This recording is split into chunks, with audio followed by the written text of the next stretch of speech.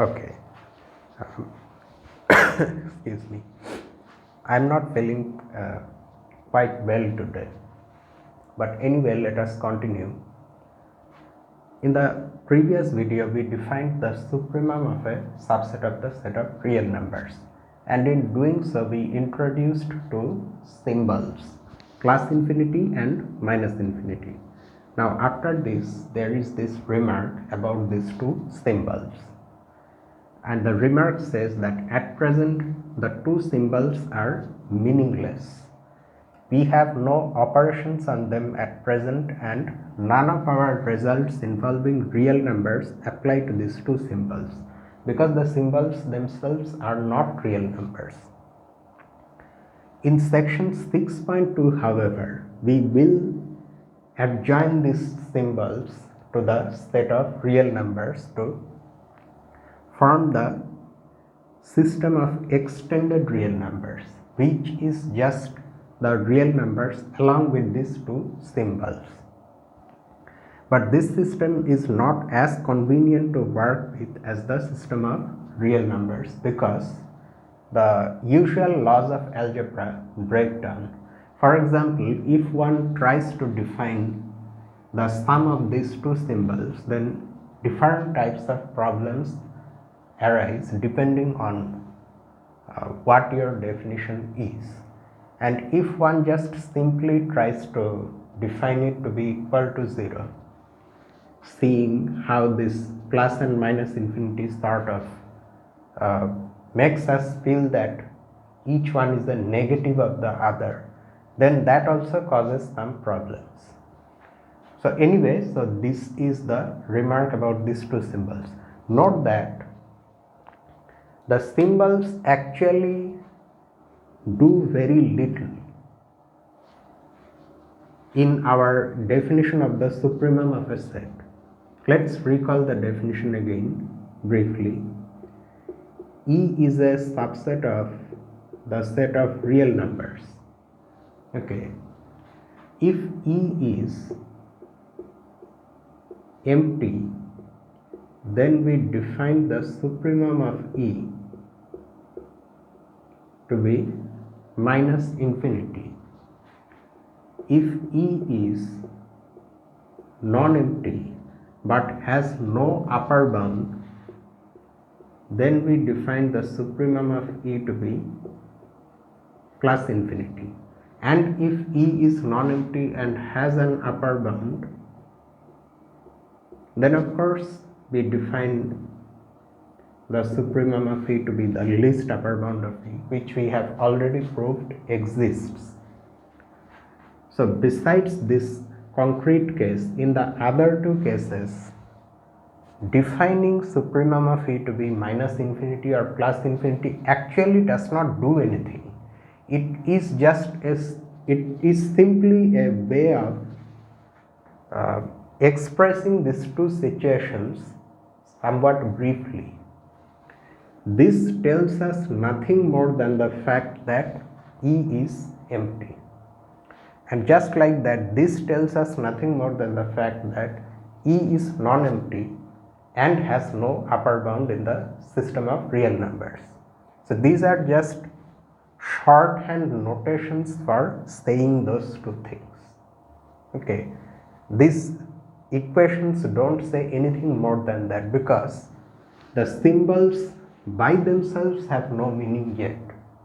We will try to give them some sort of meaning outside of this definition in section 6.2. That's what we are saying in this remark. Okay, so let's now see what the least upper bound property, now that we have proved that every non-empty subset of the real numbers that has an upper bound also has a least upper bound. We will now see how we can use this property to prove some non-trivial facts about real numbers, which in particular is not possible in the system of rational numbers. And this will justify, in fact, our this entire endeavor of defining the real number system in the first place. So let us see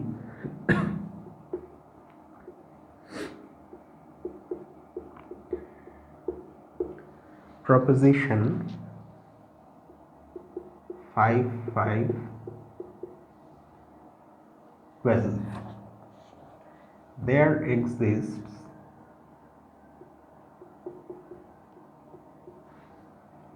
a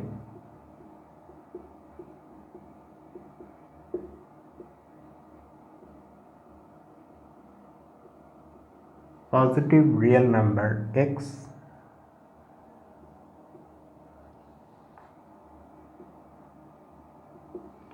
such that the square of x is equal to 2. Looking at this statement, one fact immediately comes to our mind.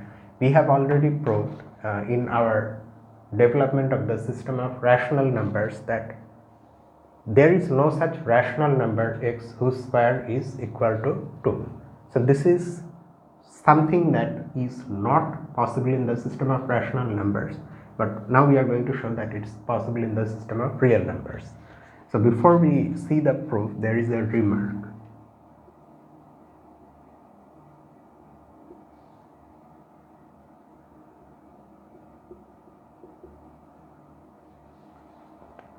Comparing this result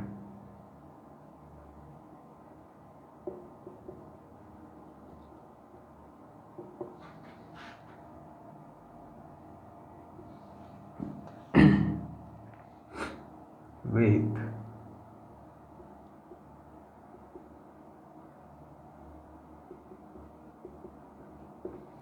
proposition 4.4.4, we see that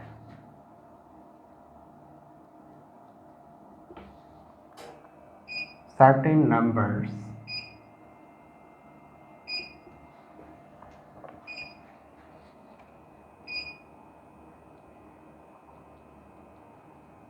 are real but not rational, and this x whose existence we will now prove is one such number.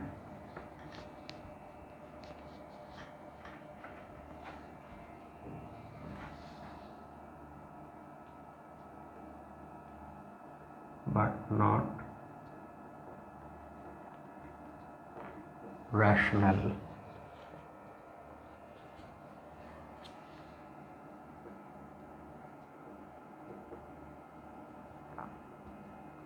The proof of this proposition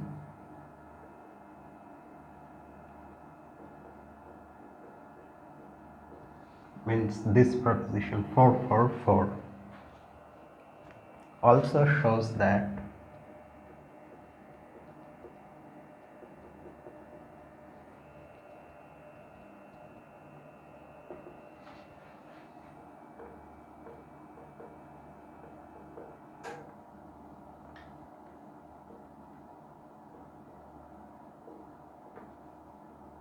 the system Q of rational numbers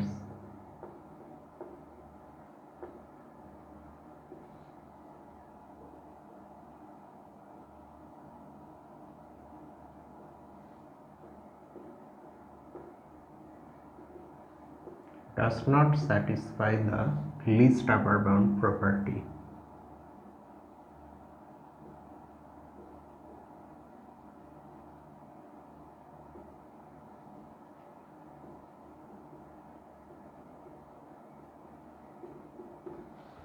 Because if it satisfied the least upper bound property, we could then use that property to in fact construct a rational number x whose square is 2, which we have already seen is not possible. Otherwise,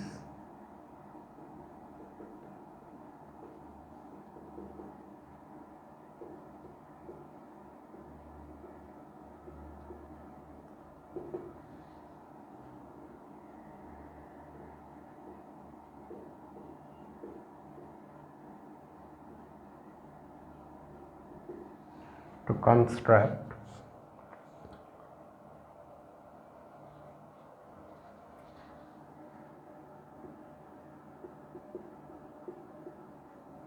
a rational number x whose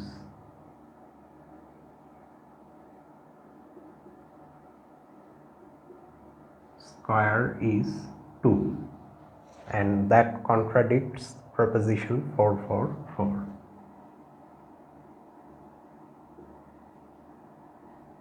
which is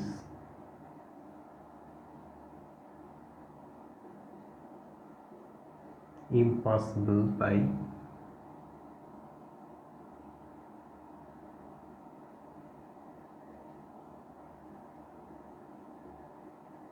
this. So let us now see the proof of this proposition.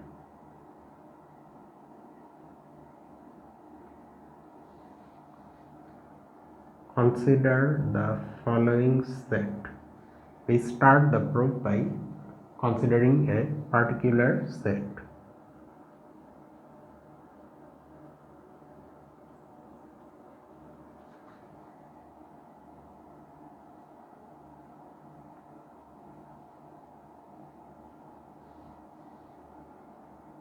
A is the set of all real numbers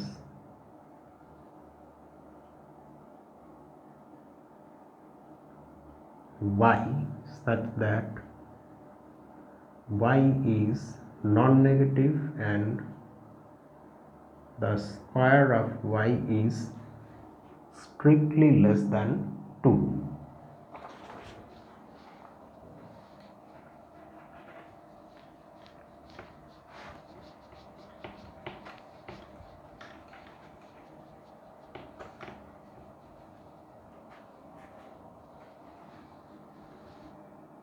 Note that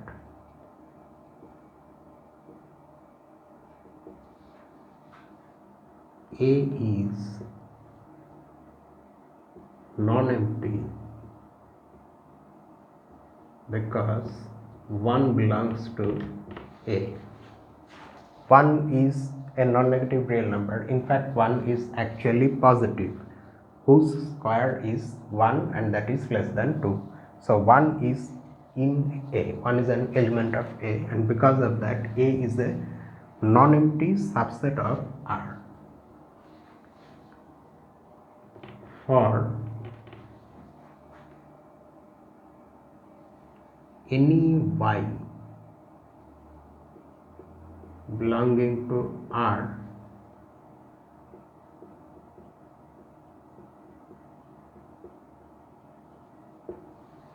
satisfying y greater than 2, we have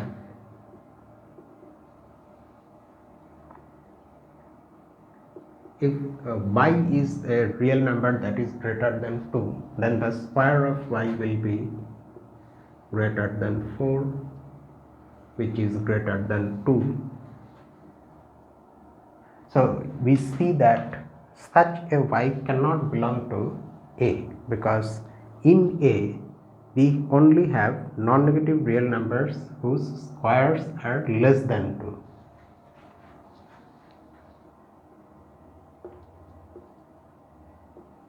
And hence y does not belong to A. Equivalently,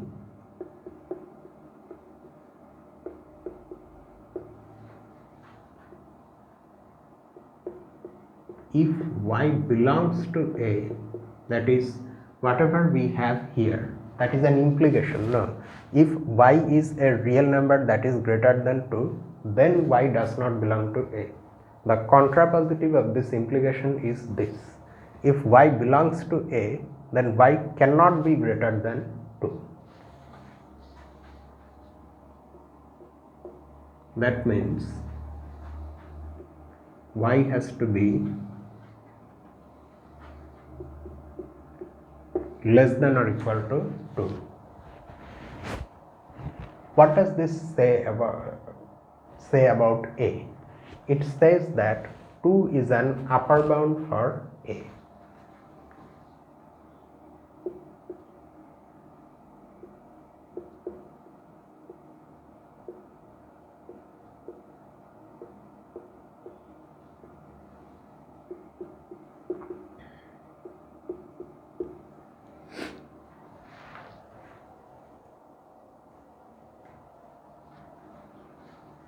Okay, so we have shown that A is a non-empty subset of R that has an upper bound. So by the least upper bound property, A will have a least upper bound also.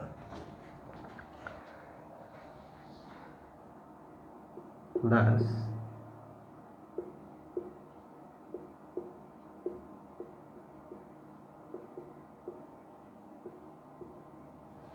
by the least upper bound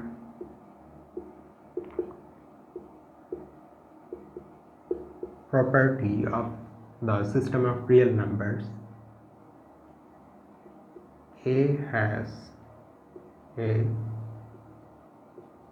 least upper bound x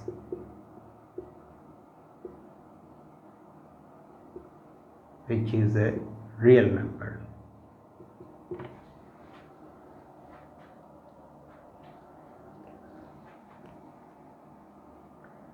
We now claim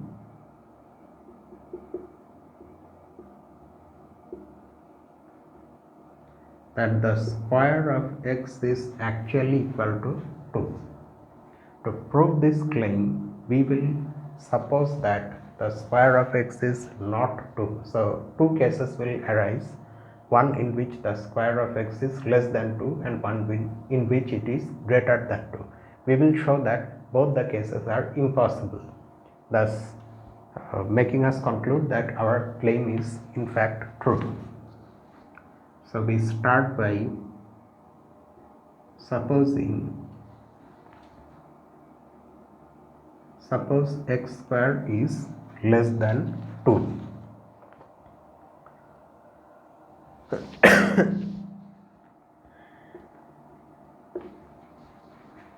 Okay. Then 2 minus x square divided by 5 is a positive real number. Why divided by 5 we will see. Okay. Now choose a real number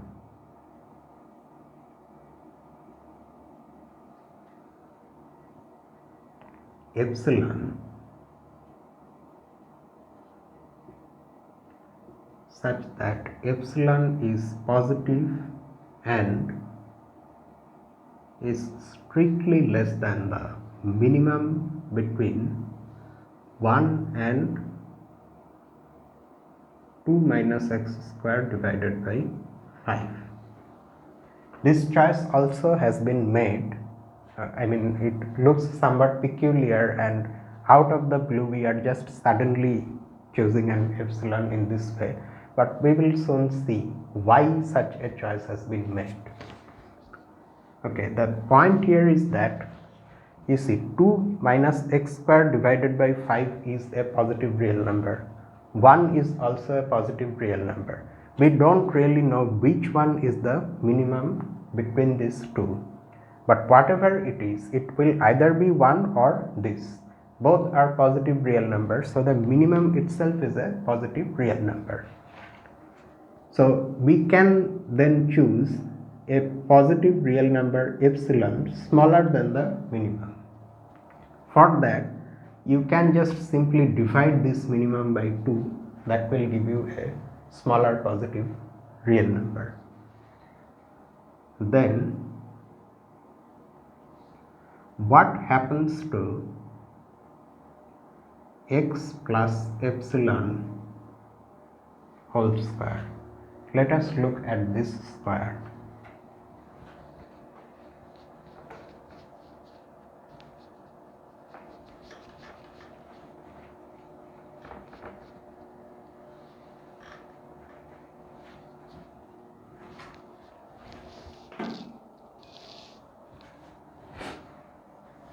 If we expand this, we will get x square plus 2x epsilon plus epsilon square. Okay. Now, note that since we have chosen epsilon to be less than 1, so epsilon is less than 1 and at the same time epsilon is greater than 0. So if we multiply this inequality, both sides of this inequality by epsilon, we will get this. Epsilon square will be strictly less than epsilon, but at the same time, since here x is okay, wait, what was the step here? X must be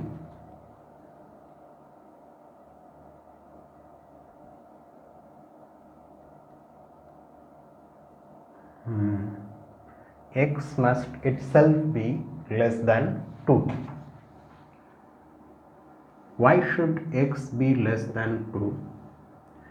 If x is not less than 2, keep in mind x is the supremum of that set A.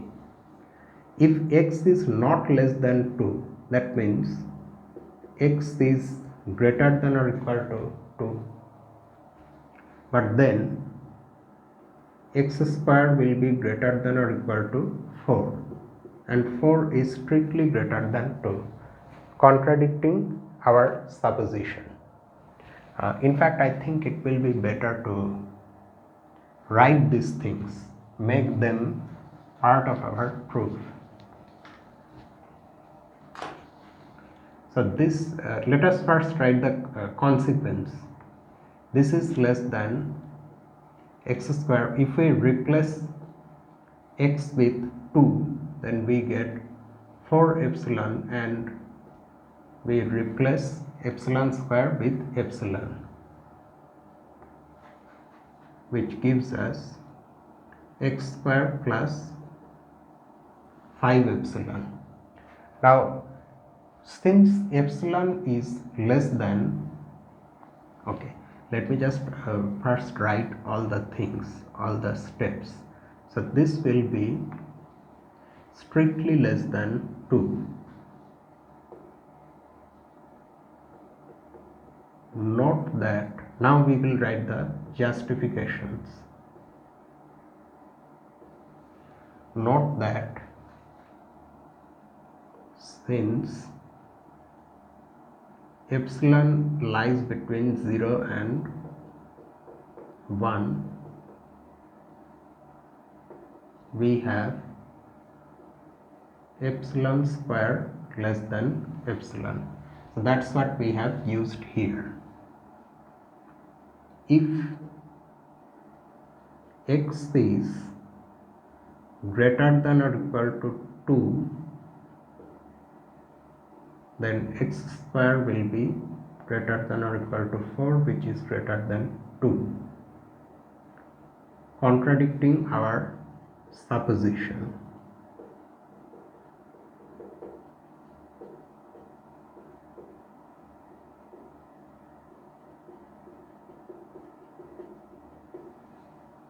That x square is less than 2. So x must be less than 2, from where we are getting this. Finally,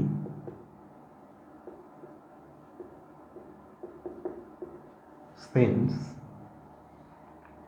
epsilon being less than the minimum of these two is in particular less than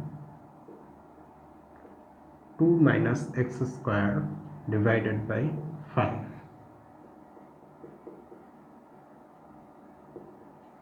So it gives us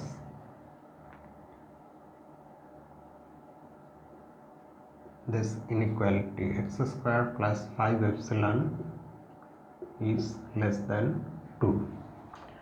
So that's how we are getting these things. Okay. Now note that what we have shown here is this: x plus epsilon is a real number whose square is less than 2. Now x plus epsilon will belong to the set A provided it is non-negative. Since x is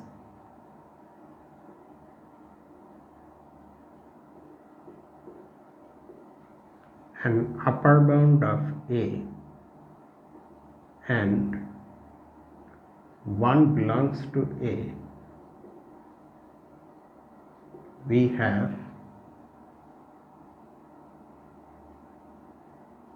this. So that means x itself is a positive real number. Hence, x plus epsilon is also positive. Since epsilon is positive, so adding x and epsilon gives us an even higher number, a larger number than x. Thus, taking all the things into account, x plus epsilon is a positive real number whose square is less than 2. So x plus epsilon belongs to A, but this contradicts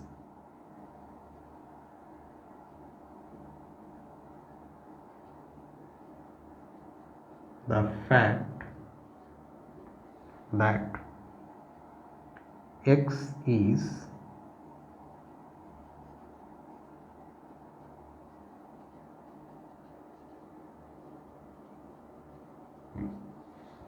an upper bound for A. And why is that so?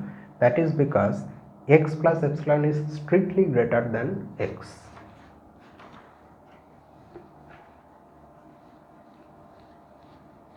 So an element of A has been found which is strictly greater than x. So x cannot possibly be an upper bound for A. So that is a contradiction. Since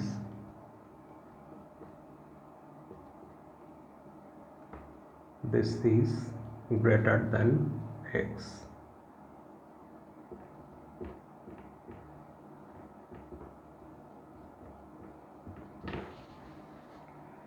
Thus,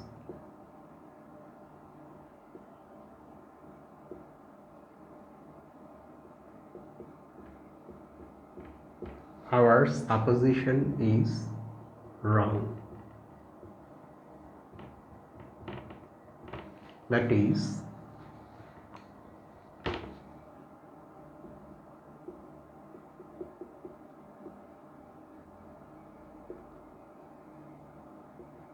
we cannot have x squared less than 2. X squared is not less than 2. Next,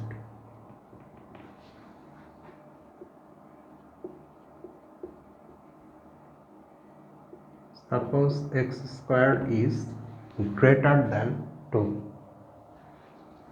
Then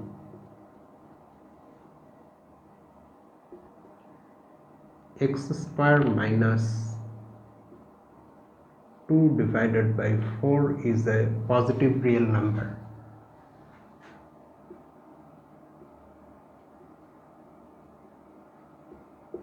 Now choose a real number epsilon prime such that, again just like before, epsilon prime is positive and less than the minimum of 1 and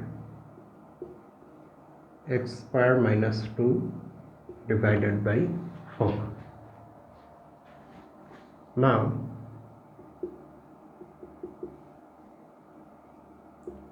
x minus epsilon prime whole square. This time we are subtracting the epsilon prime from x and then taking its square. This is equal to x square minus 2x epsilon prime plus epsilon prime square. Okay.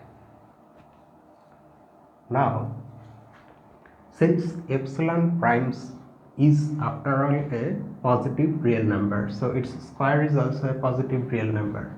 Now, if we remove this from this expression, then that means we are subtracting a positive real number. So the value of the expression will decrease.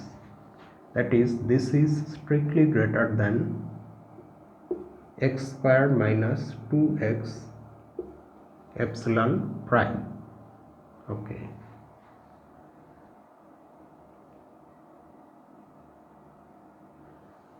Okay, now x square is greater than 2. Can we say something about x from this?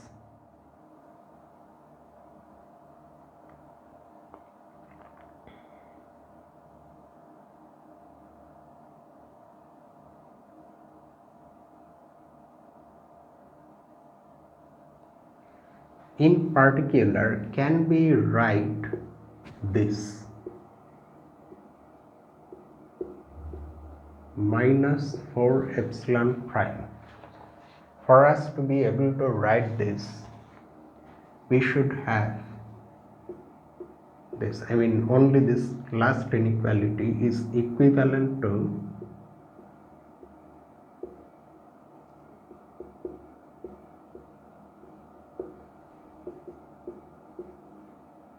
epsilon prime is positive, so it's greater than or equal to minus 4. That means 2x should be less than or equal to 4.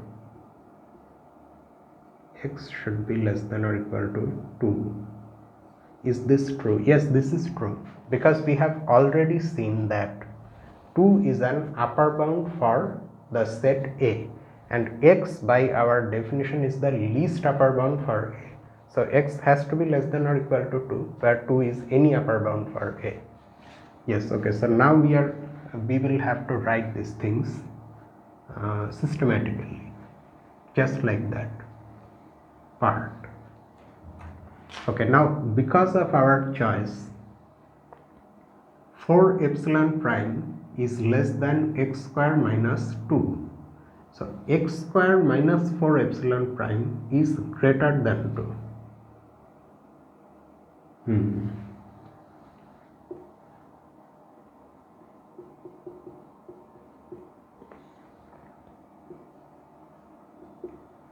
Excuse me.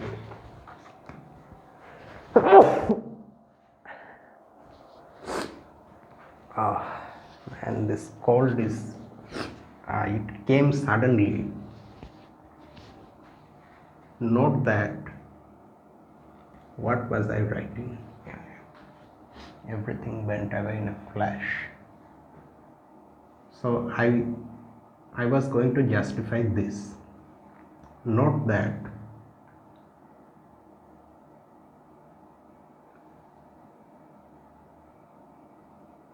should I write this is almost obvious. No, epsilon prime is positive, so its square is positive. We have removed it, so we have got a smaller quantity, a smaller real number. The thing we should write is this. Note that since 2 is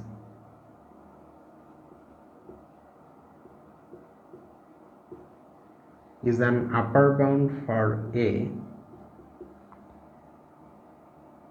x is less than or equal to 2, and hence we are of course not going to write all the steps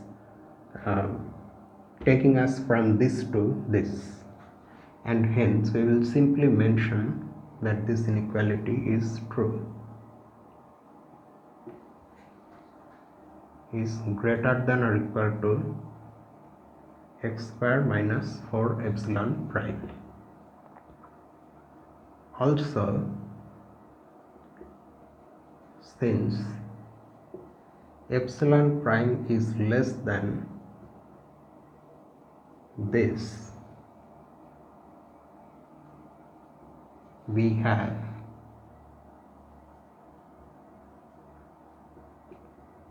greater than 2.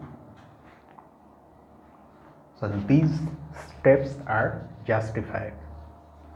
Okay.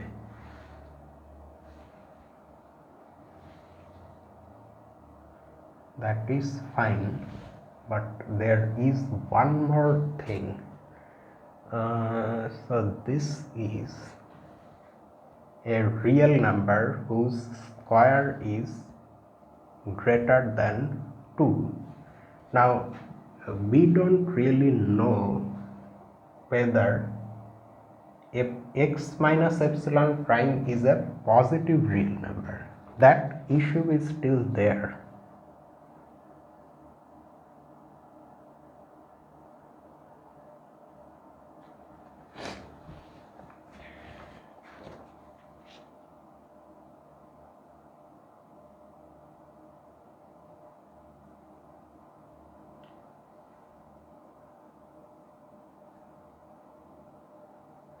Okay, so what we are saying is that from here we cannot immediately conclude something about x minus epsilon prime, because we don't know whether x minus epsilon prime is a positive real number. Okay, so since we are choosing epsilon prime conveniently smaller than 1 as well as x square minus 2 divided by 4, so why not make it also smaller than x at the same time? That also we can do, no? Because these three real numbers are positive. Keep in mind x is positive, we have already seen that here. So their minimum is again a positive real number, and epsilon prime can be chosen to be a positive real smaller than that minimum. Yeah, now we know for sure that x minus epsilon prime is a positive real number. Okay. Thus,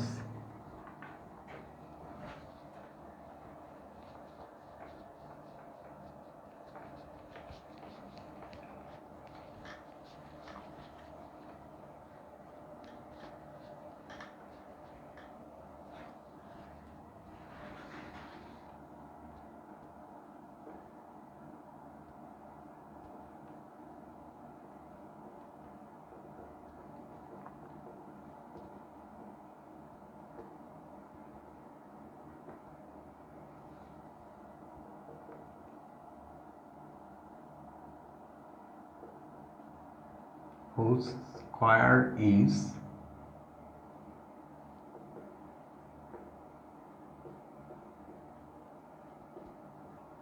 greater than 2.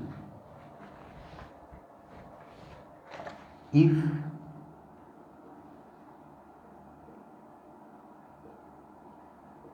there exists some y in A such that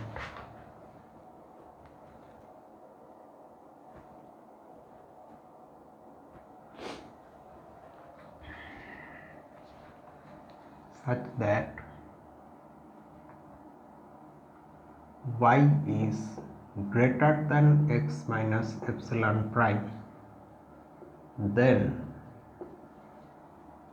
y square will be greater than x minus epsilon prime whole square, which is greater than 2,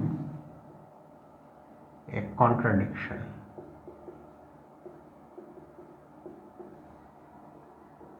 Why? Because y being an element in A is a positive real number whose square is less than 2 by the definition of A. Here, however, we are getting that the square of y is greater than 2. So that means we cannot have any element in A which is greater than x minus epsilon prime. Thus, x minus epsilon prime must be greater than or equal to y for every y belonging to A. Okay, fine. This implies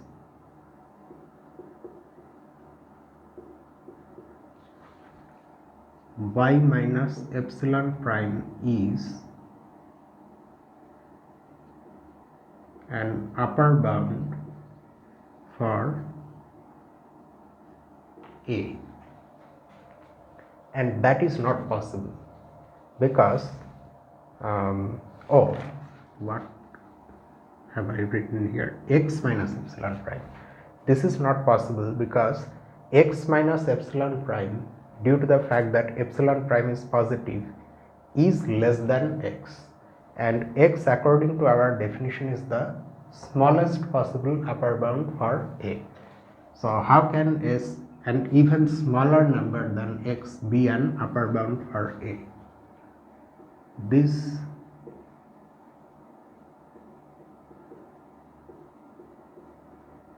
contradicts the fact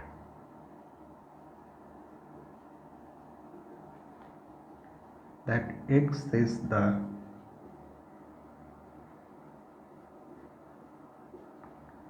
smallest upper bound for A, since x minus epsilon prime is strictly less than x. Now I am thinking of something else. We used this extra thing here, no? Do we really need this? Do we really need x minus epsilon prime to be positive? We don't really need that, no? Because nowhere in these arguments have we needed the fact that x minus epsilon prime is a positive real number. Positivity of x minus epsilon prime is not needed anywhere here. That's what I am saying, because we have gone from this inequality to this inequality, not the other way around. So we have chosen epsilon prime, we can choose epsilon prime in this way, a somewhat more restricted value of epsilon prime than the one which we would choose only with these two numbers, not with another x. It won't affect the proof, but it's unnecessary, I think. So that's why in the text the author has not bothered about this extra x, or has not bothered about making this positive. Fine, no harm. Okay, so thus now where is this situation arising from? It's arising from our second supposition, which is thus not true. Thus our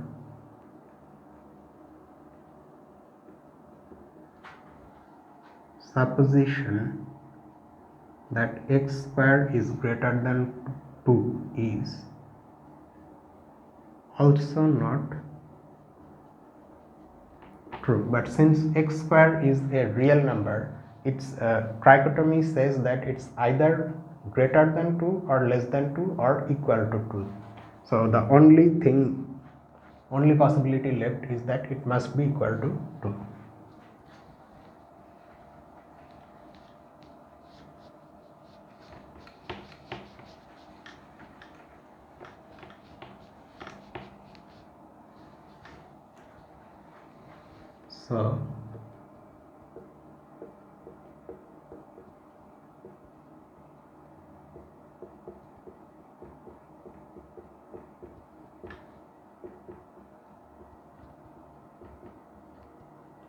So that's how we prove that the square of x is 2. And in fact, in this proof we have seen how to find such an x. You consider the set A and find its least upper bound. that is a real number whose square is equal to 2. And the way we have defined a, we also see that the least upper bound is a positive real number. It will be good to mention that for one last time.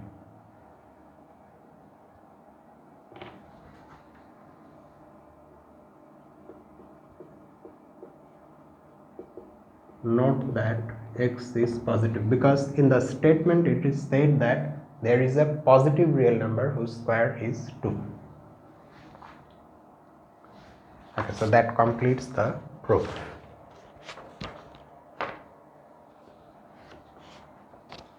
And there is a remark after this.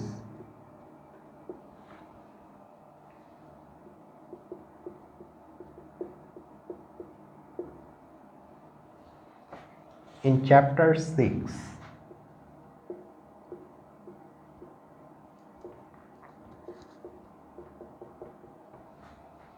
we will use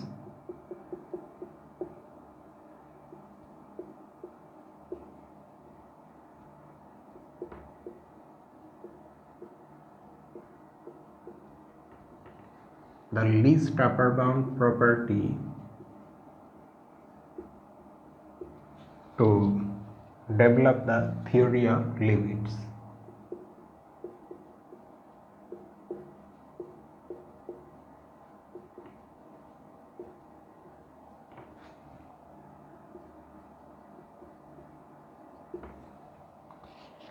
Which allows us to do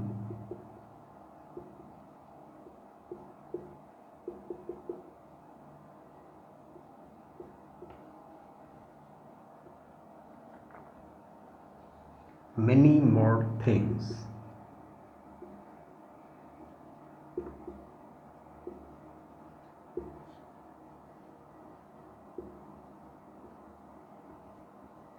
Than just take square roots.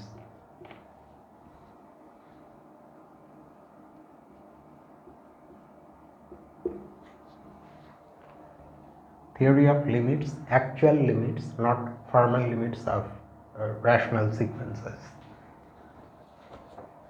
And then after this there is another remark.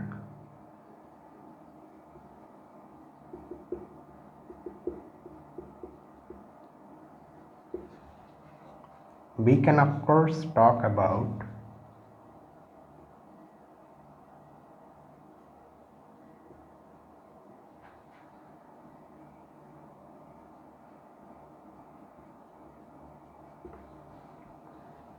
lower bounds.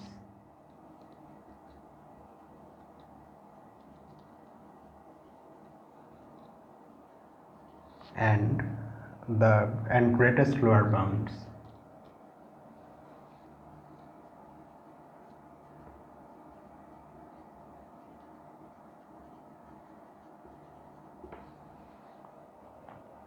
Of sets E.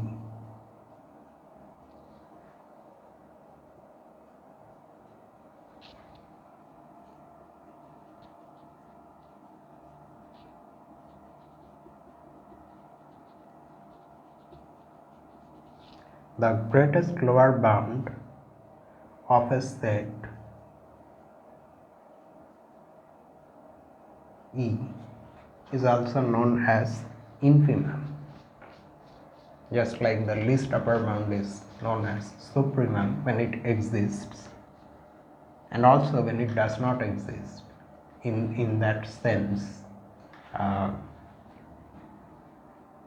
that is, when it does not exist means when there is no least upper bound, that is a real number, when it's plus infinity and minus infinity.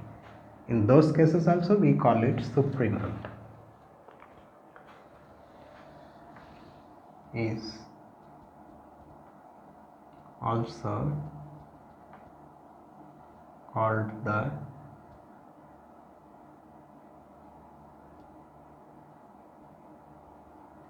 infimum of E and is denoted by this INF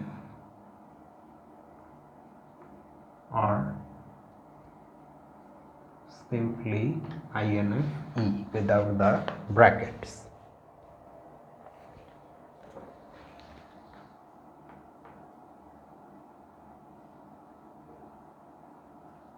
Everything we say about upper bounds and suprema as a counterpart for infima.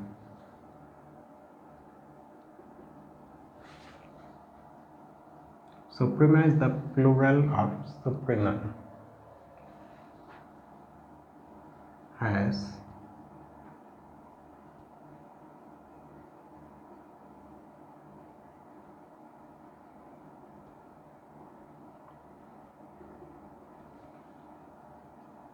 counterpart for infima.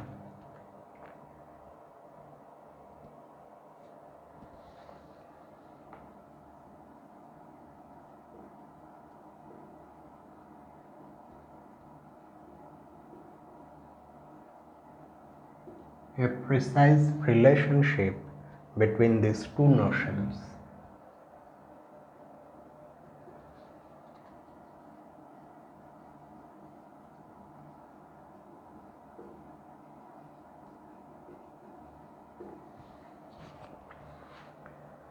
is given in the first exercise.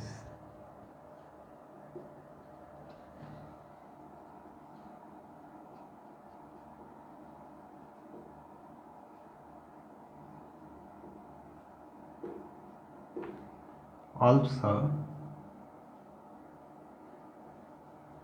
see section 6.2, where we in fact, as we said before in a previous remark, we will define the system of extended real numbers in this section by adding plus and minus infinity to the system of real numbers. So here the results of this section end. After this there are exercises. I actually planned to solve the exercises in this video itself, but given my condition I don't think that will be a very good idea. So let us do that in the next video. Thanks for your patience. So I'm ending the video here itself. So until the next time, it's me, Lucifer, from a mathematical room. Have a nice night.